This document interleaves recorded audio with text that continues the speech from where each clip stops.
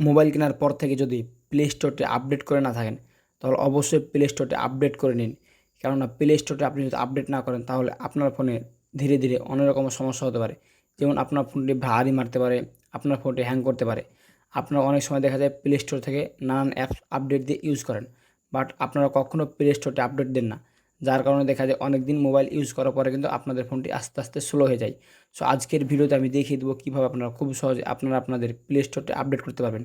So video শুরু করার পূর্বে আরেকটি কথা জানাতে চাই, যারা এখন পর্যন্ত আপনাদের ফোনের প্লে স্টোরটি আপডেট করাতে পারছেন না, আপডেট করাতে গিয়ে নানা রকম সমস্যায় পড়তেছেন, এখন পর্যন্ত আপডেট করতে পারেননি, আজকের ভিডিওটি মনোযোগ দিয়ে শেষ পর্যন্ত দেখুন, তাহলে আপনি আপনার প্লে স্টোরটি আপডেট করতে পারবেন।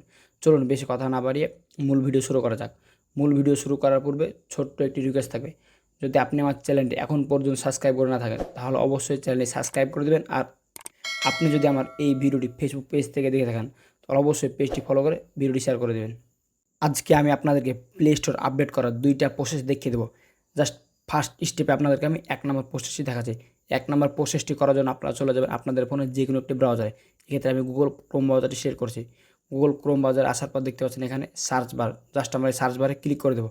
এই সার্চ বারে ক্লিক করে দেওয়ার পর এখানে লিখব গুগল প্লে সার্ভিস। জাস্ট এখানে গুগল প্লে সার্ভিস লিখে সার্চ বারে ক্লিক করে দেবো। সার্চ বারে ক্লিক করে দেওয়ার পর আমাদের সামনে সেম এরকম একটি ইন্টারফেস হবে। জাস্ট এখান থেকে যে কাজটি করবো দেখতে পাচ্ছেন এখানে লেখা আছে গুগল প্লে সার্ভিস। জাস্ট আমরা এই অপশনটিতে ক্লিক করে দেবো। এই অপশনটিতে ক্লিক করে দেওয়ার পর আমাদের সামনে সেম এরকম একটি ইন্টারফেস হবে। সো এখান থেকে চাইলে আপনারা খুব সহজেই এখান থেকে আপনারা আপনাদের প্লে স্টোরটি আপডেট করে নিতে পারেন। সো এখান থেকে যদি আপনারা আপডেট করতে চান তাহলে করতে পারেন, আর যদি আপনারা এখান থেকে আপডেট করতে না চান তাহলে আপনাদেরকে আমি 2 নম্বর যে প্রসেসটি সেই প্রসেসটি দেখিয়েছি। সো 2 নম্বর প্রসেসটি করার জন্য যে কাজটি করবেন আপনারা চলে যাবেন মোবাইলের প্লে স্টোরে। মোবাইল প্লে স্টোরে আসার পর দেখতে পাচ্ছেন এখানে আপনাদের এরকম একটি ইন্টারফেস শো হবে। সো এখান থেকে যে কাজটি করবেন জাস্ট আপনারা এখান থেকে প্রোফাইল আইকনে ক্লিক করে দেবেন। প্রোফাইল আইকনে ক্লিক করে দেওয়ার পর দেখতে পাচ্ছেন এখানে সেটিং আইকন, জাস্ট এই সেটিং আইকনে ক্লিক করে দেবেন।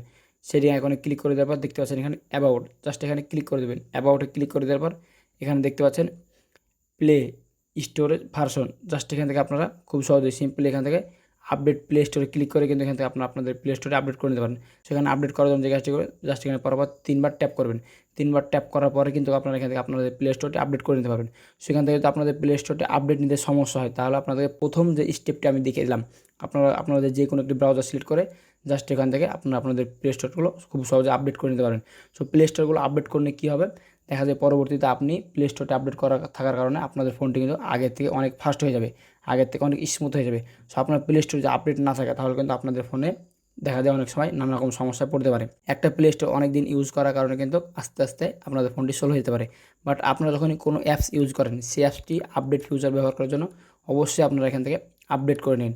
বাট আপনারা কখনও কিন্তু প্লে স্টোরটা আপডেট করে রাখেন না, যার কারণে আপনাদের ফোনে নানা রকম সমস্যা দেখা যেতে পারে। সো ব্যাস এই ছিল মূলত আজকের ভিডিও। আমি আপনাদেরকে যে 2টি প্রসেস দেখিয়ে দিলাম, আপনারা যদি এই 2টি প্রসেস মেনে আপনাদের প্লে স্টোরে আপডেট করে রাখতে পারেন তাহলে অবশ্যই আপনার ফোনটা আগের থেকে স্মুথ এবং ভালো হয়ে চলবে। সো ভিউয়ার্স আজকে ছিল এই মূলত এই ভিডিও। দেখা হবে সামনে নতুন আরেকটি মজাদার ও ইন্টারেস্টিং ভিডিও নিয়ে। ভালো থাকবেন, আল্লাহ হাফেজ।